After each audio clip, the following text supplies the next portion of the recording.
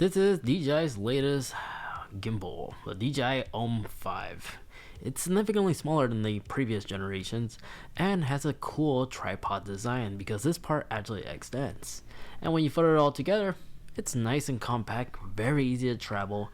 The part that attaches to your smartphone is very strong, held together with very strong magnets, so there's no fear of your device ever falling off. And honestly, overall, it's a very powerful tool for videography or photography on the go because it can do so much. So in today's video, I'm going to go ahead and show you all the hidden features, all the tips and tricks there is to know so you really get the most value out of this amazing gimbal. Let's go ahead and get started. Let's start off with the basics and just work our way up to the more complex. This way everybody's all caught up. This clamp piece, really all you got to know is look at the camera icon. Point it towards the cameras of the device you're using and just simply attach it and make sure everything is center. By center I mean this part. Make sure it's on top on the centerpiece of the device. And then when you mount it on your device, when you unfold the gimbal and place it down like so, we are using the tripod that was included. But make sure the phone is nicely balanced, and now you're basically set to power it on. The power on button is right here on the mode button. Tap on it once to check the battery life. And tap and hold one more time and this will power on the gimbal, and now our gimbal is powered on, and notice how everything is nicely balanced. If it doesn't start off properly, like if it does something like this, it means it's off balance. So make sure to balance it, and you could tell if your device is nicely balanced when the gimbal is turned off and it still is able to maintain a good balance, as you can see here. So now that their gimbal is powered on and set up properly, the basics is this. The joystick, this will allow you to pivot the camera no matter the angle. Double tap the circular button you see underneath the shutter button right here, this one. This one will allow you to switch between landscape mode and portrait mode. And fun fact, you can also hand position this as well, so you can literally rotate it. It's one of the few gimbals that actually allows you to do this without damaging the motors. It's that sensitive and responsive. And then of course you have the shutter button. This will even take a photo if it's on photo mode. If you hold on it in photo mode, it will actually do a photo burst. And then of course, if you tap the mode button right here, this will switch between photo, video, and vice versa. In video mode, if you hold the shutter button, well, tap on it once, it'll start recording obviously. And then if you tap on it again, it will end recording. If you press and hold, it does absolutely nothing. I don't know why I added this, I'm sorry. But on the left hand side, you do have access to the slider, and depending on the device you're using, this will allow you to switch between your ultra wide, your telephoto lens, to use that and zoom in and zoom out. And then back on the circular button, if you tap on it once, it'll quickly switch from the front facing camera to the rear camera, just like so.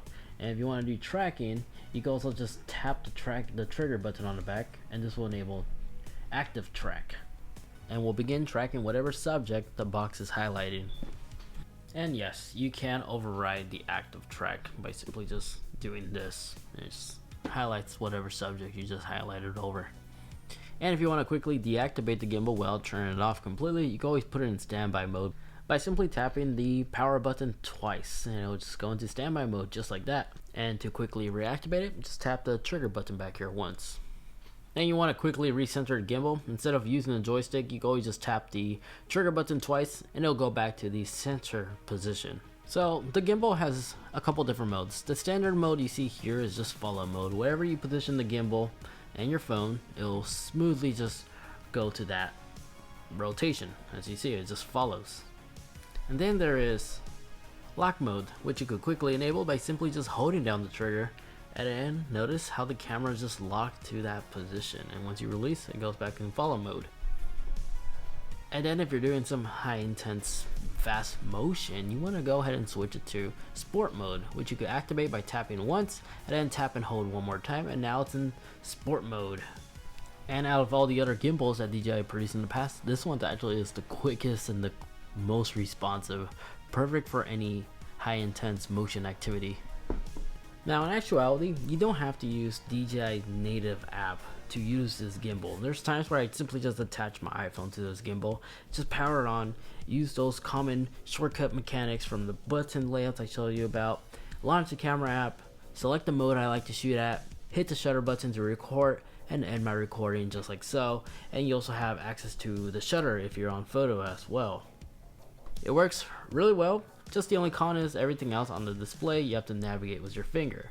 Now, the benefit of launching the DJI Go app is that not only do you see the battery life percentage of your two devices right here, your smartphone and the gimbal, but it's the app that allows you to use active track, which works surprisingly really well, and gesture controls. That means you can really take advantage of the extended tripod function of the new 5.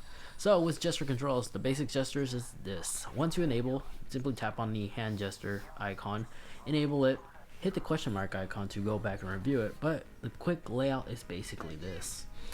Using the gestures, you could either put your hand out like so, or do the peace sign signal, and then it will actually begin a 3-second countdown if you're on photo or video mode and start recording. And then of course, once you're done recording, you can always, or taking a photo, you can always review it back by tapping the little play icon down here in the very bottom. And then in video mode, you have access to the ISO, the exposure, and all that good stuff right here. In the video mode tab, you have access to the resolution options right here. Depending on your device, you have access to them right here. Then you also have the beauty effect. This will allow you to actually fine tweak your facial, your facial look, to give you a smoother skin, slimmer chin, and you have additional settings here. If you really want to fiddle with this, this is where you can find this. Just note, it's only supported on 1080p and not 4K. Then you tap on these 3 buttons, you have access to the grid right here, rule of third, and I guess that's basically the important options there is to know about. In addition to that, if you go into photo mode, you have those same settings here too. Just note you do have a timer right here, which you can actually go ahead and enable if you wish. So 10 seconds, 5 seconds, or 3 seconds, 7 seconds, I apologize. And then you also have access to those additional options here by tapping the little dot. You could change the frame if you want to make it Instagram ready. You could have those options right here, one by one. White balance, I like to keep that personally auto. Grid, rule of third as well. Flip selfie, this I recommend leaving this on because when you take a front facing selfie shot like this, it actually looks like how you actually saw it in the viewfinder, so you don't have to use software to flip it or reverse it. And then here you have pano mode. You have access between a template like this or 420 or clone me function, which is actually really creative. If you actually have this mode enabled, you can actually clone yourself out, so it'll take shots per shots to make it seem like you're in multiple places at once. You can get really creative with this. And then additional stuff, rule of thirds, of course, you have all that. And then you have other modes like slow motion, which depending on your device, our iPhone 12 Pro is able to shoot at 240 FPS, so that's our slow motion rate. Really fantastic to get those slow motion cinematic looking shots. And then you got the dolly zoom, which will use software to basically do it all for you. So no longer do you have to zoom in or out the opposite direction towards your subject. Just select the effect you like to do, move in or move out, tap done, and then just follow the on-screen instructions, and this will create some very awesome looking shots. And you can also swap it just like so if you want to reverse to a zoom in or a zoom out effect. Now if you're using time-lapse, it's highly recommended to use a tripod, but there's some nifty effects you could create with this mode. So one of which is just our basic time-lapse. You just simply tap record, allow the gimbal to stay in place, and it's going to create this beautiful looking time-lapse. Now if you want to step it up a notch, you can also make motion time-lapse too. Where it says time-lapse mode, tap left to right. When you leave it in this mode, it will actually just go from left to right. But my personal favorite is the custom motion. This allows you to get the exact movement where you want to start your time-lapse by tapping the blue little box, and then move it to the next position you want the gimbal to move automatically, and then you create up to 4 motions in one time lapse, and this creates this amazing looking effect. And of course you have the freedom to change the duration to your liking, or infinity if you want. You could do that as well as the intervals. Oh, this is just personal preference. Another cool one is found inside the hyperlapse. Here you can actually use active track, target the subject, and then just start recording, and it creates this dramatic looking effect. Well, not dramatic, cinematic. It's super helpful, especially when you're highlighting a certain subject. It just makes everything looks trippy and pretty unique. Now the next thing I should also highlight is above all these different modes, you see a story mode. The story modes are really cool. They're pre-made layouts that have all the editing done. So if you want to quickly show like a professional looking artwork video, you could select one of these and follow the on-screen instructions, and it creates everything automatically without you needing to get on a computer, and looks professionally done to be easily shared on social media.